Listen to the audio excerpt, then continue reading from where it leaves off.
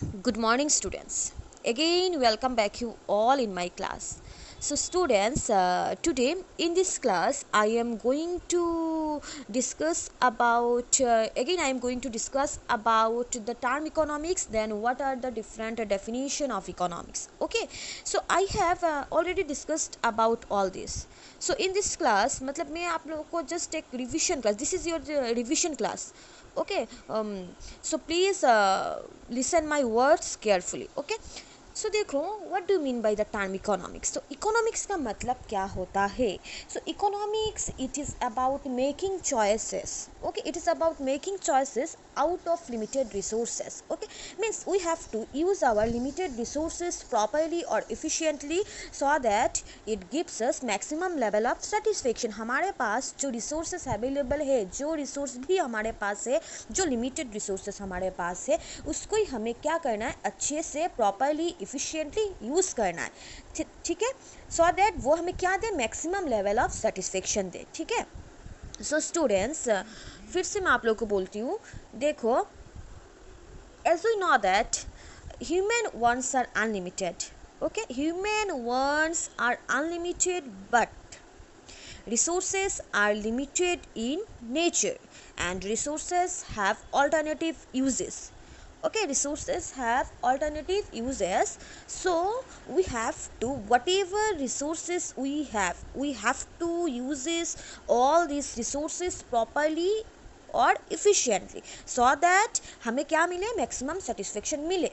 Okay students, I hope, वो तो मैंने प्रीवियस क्लास में डिस्कस किया, आई होप फिर से आपको समझ में, इस क्लास से और ज़्यादा आपको समझ में आ जाएगा. ओके, सो देखो, I have also said that from where the word economics has been derived. The word economics has been derived from Greek word. From where the word economics has been derived, it is derived from Greek word. Okay, so it is a combination of how many words?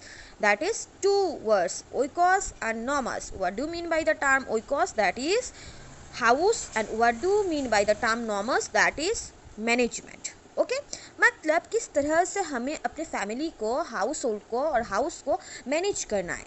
Okay, so economics actually teaches us how to manage our household properly और efficiently with our limited income. तो मैंने आप लोगों को एक example दिया था कि मीन्स आपका इकोनॉमिक्स मतलब पापा के बारे में, हेड ऑफ द फैमिली, जैसे कि आपके फैमिली के हेड कौन है और वो किस तरह से अपने लिमिटेड इनकम से अपने फैमिली को मैनेज करते हैं, है कि नहीं. रिसोर्सेज का मतलब क्या है, देखो आपका पैसा भी आपका रिसोर्स हो सकता है, आपके पास जो लैंड है वो भी आपका रिसोर्स है, जो भी एसेट आपके पास है, all these are resources for you. Okay, so students, देखो next is I have also said that there are mainly four definition of economics.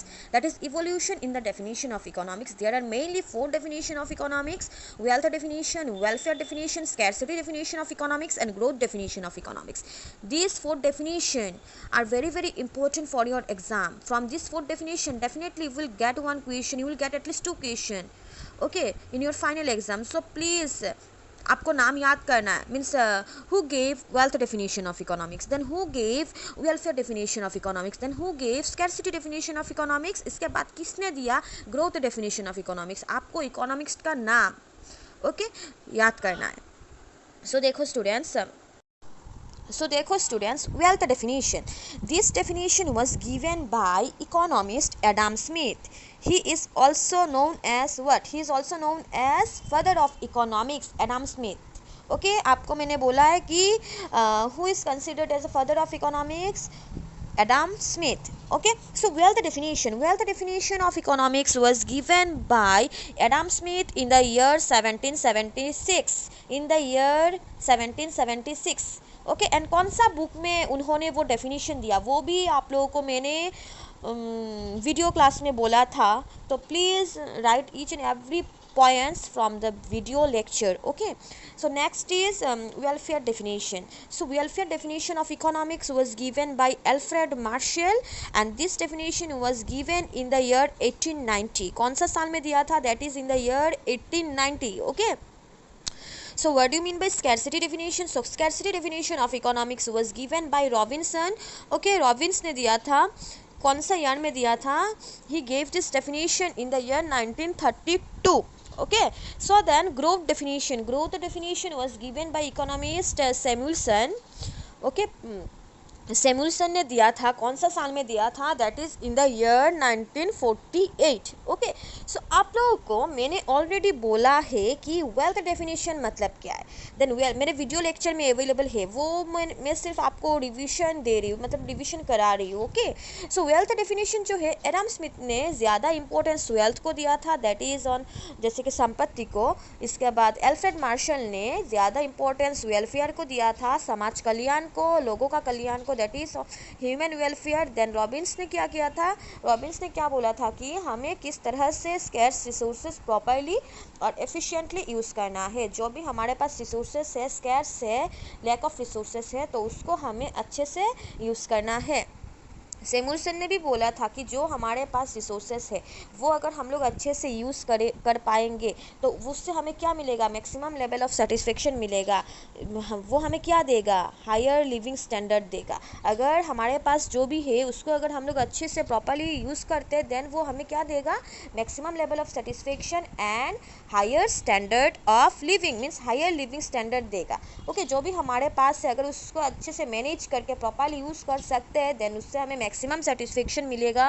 Then उससे हमें जो स्टैंडर्ड ऑफ लिविंग है वो आपका क्या होगा? हाई होगा. ओके, सो नेक्स्ट देखो स्टूडेंट्स, वेल्थ डेफिनेशन 1776 को दिया था उन्होंने. एडम स्मिथ में कौन सा बुक में दिया था? He gave this definition in his book an inquiry into the nature and causes of the wealth of nation. Okay, and he gave this definition in the year 1776. Okay, and he gave, first of all he gave more emphasis on what? He gave more emphasis on I have already said that he gave more emphasis on wealth, that is on sampatti. So next is देखो picture of Adam Smith. वो Adam Smith है, वो भी आपसे पूछा जाता है कि कौन सा साल में वो डेफिनेशन दिया, एक मार्क का, एंड कौन सा बुक में उन्होंने वो डेफिनेशन दिया. सो प्लीज़ आप लोग देखना. Next is welfare definition of economics was given by Alfred Marshall and he gave this definition in the year 1890, isn't it? उन्होंने 1890 को वो definition दिया था. और उनके लिए सबसे ज़्यादा importance क्या है? he gave more importance on human welfare, लोगों के welfare को उन्होंने ज़्यादा importance दिया. ओके, द नेक्स्ट इज देखो एल्फ्रेड मार्शल का पिक्चर. देन उन्होंने वो डेफिनेशन कौन सा बुक में दिया था? Principles of economics. कौन सा साल में दिया था? 1890 को उन्होंने. ही gave this definition in the year 1890. Okay, so next student, वो मेरा हैंड रिटन है, हैंड रिटन नोट्स है. जस्ट मैंने आप लोगों के लिए थोड़ा बहुत मतलब विद एग्जाम्पल्स क्लास नोट्स बनाया था. वो सब आप लोग एग्ज़ाम पे मत लिखना. Okay, only for your understanding level. मैंने सिर्फ ओनली फॉर मतलब समझने के लिए, आपका ओनली टू मतलब आपके अंडरस्टैंडिंग के लिए मैंने वो लिखा, so that you can understand the definition of economics in a better way. Okay, देखो the word economics has been derived from Greek word oikos and nomos. It means, what do you mean by the term oikos? And that is, it means household. And what do you mean by the term nomos? That is management. So thus we can say that it means the science of the principles of household management. Okay, so next is, for example, this example I have already discussed, so again I am going to revise. So देखो for example, if your pocket money that you want to spend is unlimited, जो आपका pocket money है जो आप spend करना चाहते हो वो अगर बहुत ज़्यादा अनलिमिटेड होगा, अगर आपका पॉकेट मनी अनलिमिटेड होगा, देन आप क्या करोगे? वो आपका कॉमन सेंस अप्लाई करो.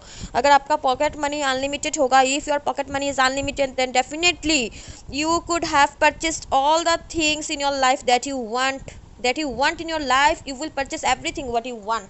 Okay, as because क्यों वहाँ पे देखो your pocket money is unlimited, so you will try to buy everything what you want in your life, isn't it? But suppose the next is, देखो since your pocket money is limited, since आपका pocket money क्या है? limited है, so you have to choose only those things that you want the most. आप कौन सा choose करोगे? अगर आपका पॉकेट मनी लिमिटेड है तो आप वही चूज़ करोगे जो आपके लाइफ में ज़्यादा चाहिए. ठीक है, जो आपके लाइफ में ज़्यादा इम्पोर्टेंट है, जिसके बिना आपका नहीं होगा. अगर पॉकेट मनी लिमिटेड होता है तो आप पॉकेट मनी को फालतू का खर्चा नहीं कर सकते हो, है कि नहीं? आप आपको पॉकेट मनी से वही काम करना होगा जो आपको ज़्यादा चाहिए एंड ज़्यादा ज़रूरत है, what you want the most, the things what you want the most. Okay students, so this is actually a basic teaching of economics. वहाँ पे इकोनॉमिक्स क्या बोलता है कि देखो means we have to use our limited income और limited resources properly और efficiently so that it gives us maximum level of satisfaction. Okay, I hope the concept of economics is now more clearer to you all. अगर फिर भी then also if you have any confusion then please question तो बनता है भाई, है कि नहीं। then next देखो एग्जाम्पल नंबर 2, सपोज और एक एग्जाम्पल जस्ट मैंने बनाया, वो सब एग्जाम्पल आपको बुक पे नहीं मिलेगा।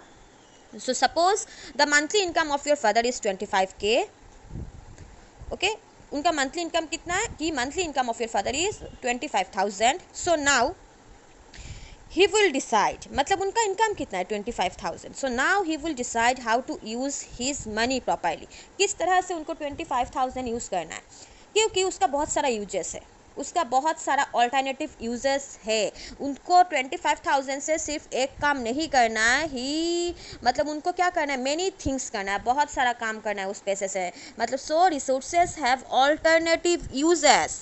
okay, so देखो he will decide how to use his money properly and thus with this amount he will try to fulfill the demand and needs of his family members। वो पैसे से वो उनको क्या करना होगा, वो डिसाइड करेंगे कि किस तरह से उनको वो पैसा यूज़ करना है। then he will try to with this amount he will definitely try to fulfill the demand and desire needs of his family members। वो पैसा से वो क्या करेंगे कि सबका डिमांड जो है, सबका जो चाहिदा है, सबका जो ज़रूरत है उसको फुलफिल करने का ट्राई करेंगे। ओके स्टूडेंट्स, देखो पापा को बहुत कुछ काम करना होता है, सो उनका जो पैसा होता है उसका बहुत सारा यूजेस होता है, ऑल्टरनेटिव यूजेस होता है। उनको घर का अगर कोई रेंट पे रहता है तो रेंट देना है, बच्चों को पढ़ाना है, इसके बाद खाना घर का देना है, बहुत काम होता है। ओके स्टूडेंट्स, सो इकोनॉमिक्स हमें सिखाता है, मतलब इकोनॉमिक्स हमें बोलता है कि किस तरह से फ्रॉम इकोनॉमिक्स वही हम लोग सीखते हैं कि किस तरह से हमें रिसोर्सेज को अच्छे से यूज़ करना है, प्रॉपरली यूज़ करना है, एफिशिएंटली यूज़ करना है, एंड किस तरह से चॉइस, मतलब जो लिमिटेड रिसोर्सेज है उसमें से अच्छे से चॉइस करना है कि कौन सा करने से अच्छा होगा, कौन सा करने से नहीं होगा। सो वही कि किस तरह से हमें लिमिटेड रिसोर्स को प्रॉपरली और एफिशिएंट यूज़ करना है। ओके स्टूडेंट, सो देखो उनका मंथली इनकम 25k है, that is 25,000। So definitely he can not go beyond his limit, 25 के बाहर वो जा नहीं सकते। then thus managing the unlimited ones of the family with his limited income। so वो क्या करेंगे, he will try to manage the unlimited want of his family member with limited income students। okay, so this is what economics tells us, how to use resources properly out of unlimited ones। so economics हमें क्या बोलता है कि हमें किस तरह से resources को properly use करना है out of your limited resources or out of your unlimited ones। so this is a basic teaching of economics my dear students। so I hope वो कॉन्सेप्ट आपको समझ में आया है। the next is नेक्स्ट देखो students, there वो topic आपके लिए पूरा न्यू है। वो जो टॉपिक है मैंने पहले डिस्कस नहीं किया। देखो students, please concentrate on this. Students, there are mainly different economic activities. Okay, कितना इकोनॉमिक एक्टिविटीज़ है, बहुत मतलब डिफरेंट इकोनॉमिक एक्टिविटीज़ होता है, जैसे कि आपका consumption, production, distribution, all these are economic activities. Okay, all these are economic activities. What do mean by the term consumption? Consumption means those who consume goods, that means using up of goods. जो भी goods आप use करते हो अपने daily life में, जो भी goods का आप यूज़ कर रहे हो, दिस इज कॉल्ड कंजम्पशन, मतलब using up of goods. Why क्यों आप गुड्स को यूज़ करते हो? Definitely for your satisfaction purpose, definitely for your satisfaction purpose, definitely अपने इनकम से आप गुड्स को खरीद के उसको यूज़ करते हो only for your satisfaction purpose. Okay, am I make myself clear? So I hope clear होगा। अगर कुछ प्रॉब्लम है दैन डेफिनेटली मैं तो हूँ ना। देखो, those who consume goods in order to satisfy his wants with his given income, this is called what? Consumption, मतलब यूजिंग अप ऑफ गुड्स। जो भी गुड्स आप यूज़ कर रहे हो, जो बुक आप यूज़ कर रहे हो, जो आप खाना खा रहे हो, जो आप पेन यूज़ कर रहे हो, पेन से जो लिखते हो, जो कपड़ा आप यूज़ कर रहे हो, तो ऑल दीज आर मतलब क्या है, वो सब क्या है? कंजम्पशन है। Then what do mean by the term production? Production का मतलब होता है that it means to produce something। okay, जो प्रोड्यूस कर मतलब जब प्रोडक्शन हो रहा है, जो प्रोड्यूस हो रहा है, it is the process of making goods, ठीक है, it is the process of making goods. जो भी जैसे कि जो भी गुड्स हम बनाते हैं, जैसे कि राइस का प्रोडक्शन होता है, इसके बाद आप जो भी वो बोलो, वेजिटेबल्स, ठीक है, वेजिटेबल्स का भी प्रोडक्शन होता है। सो क्यों, देखो, it is the process of making goods in order to make something for consumption purpose. देखो हम लोग प्रोड्यूस क्यों करते हैं, क्यों कुछ हम बनाते हैं, क्यों किसी गुड्स का हम लोग प्रोडक्शन करते हैं, क्यों, डेफिनेटली क्यों करते हैं, only for consumption purpose. Okay, consumption करने के लिए हम गुड्स का प्रोडक्शन करते हैं। जो भी हमारी लाइफ में जो भी मतलब बहुत सारे गुड्स है, okay, all this goods sir, पहले क्या हुआ, पहले प्रोडक्शन हुआ। विदाउट प्रोडक्शन आपको वो सब गुड्स नहीं मिलता है कि नहीं। So it is not possible. So production is very much important. Production, okay, जो भी गुड्स हमारे पास हम लोग आज यूज़ कर रहे हैं, okay, whatever goods that we have, whatever goods that we are using right now, all this, मतलब पहले क्या हुआ, उसका प्रोडक्शन हुआ, देन हम लोग उसको क्या करते हैं, कंजम्पशन करते हैं, देन उसका हम लोग यूज़ करते हैं। Okay, then what do mean by the term distribution. So what is distribution? It means distribution of goods in an economy. देखो, जो भी गुड्स प्रोड्यूस होता है, प्रोड्यूस करने के बाद उसको पूरी इकोनॉमी में, जो हमारा जो इकोनॉमी है, उसमें डिस्ट्रीब्यूट किया जाता है, गुड्स का डिस्ट्रीब्यूशन किया जाता है। Okay, among different sections of the society. Goods को, जो भी गुड्स का प्रोडक्शन होता है, उसका क्या किया जाता है, डिस्ट्रीब्यूट, पूरे इकोनॉमी में उसका डिस्ट्रीब्यूट किया जाता है among the different sections of the society. So it means distribution of goods in an economy after production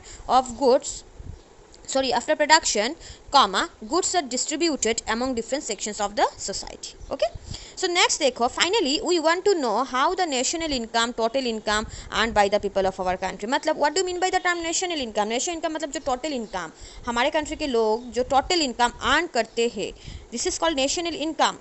Okay, so we want to know how the national income arising from what has been produced in the country is distributed. मतलब देखो, हमारे country में जो production हुआ, उससे production होकर जो distribute हुआ, उससे हमें कितना पैसा अर्न हुआ, उससे नेशनल इनकम कितना अर्न हुआ, this is the study of distribution. देखो, मैं आप लोगों को बोलती हूँ कि जैसे कि जो गुड्स का प्रोडक्शन होता है, देन ऑल द गुड्स, जो गुड्स होता है, goods are actually distributed among different sections of the society. So वो उसको हम लोग क्या बोलेंगे, this is the study of distribution. Okay, जो गुड्स भी प्रोडक्शन किया जाता है, जो गुड्स का प्रोडक्शन होता है, प्रोड्यूस किया जाता है, उसका देन हम लोग डिस्ट्रीब्यूट करते हैं। So this is the study of distribution.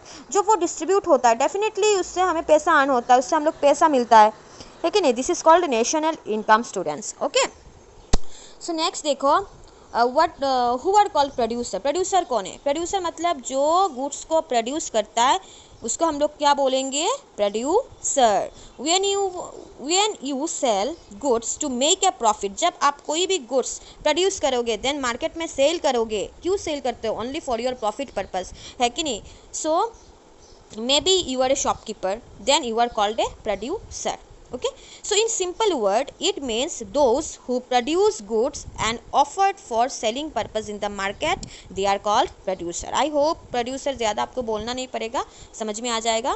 So please try to understand. Okay, the next is who are called consumer, जो goods को यूज़ करता है, जैसे कि we all are called consumer। हम लोग goods को यूज़ करते हैं, मार्केट से उसको खरीद के, first of all we buy, हम लोग क्या करते हैं, परचेज करते हैं, then all the goods are used by consumers, definitely. So we all are called consumer. Those who use goods, they are called consumer. जो गुड्स का यूज़ करता है वही कंज्यूमर कहलाता है। जैसे कि आप लोग, में ऑल आर कंज्यूमर, मैं भी यूज़ करती हूँ मोबाइल फ़ोन को, आप भी टेक्स्ट बुक को यूज़ कर रहे हो, बहुत कुछ है, ठीक है, डेली लाइफ में जो हम लोग यूज़ करते हैं। So this is called, they are called consumer students. So I hope all this topics, जो टॉपिक्स आज मैंने पढ़ाया, आपको समझ में आया।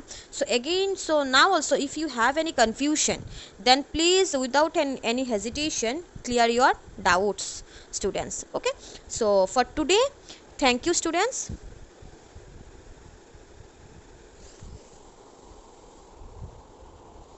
Bye bye.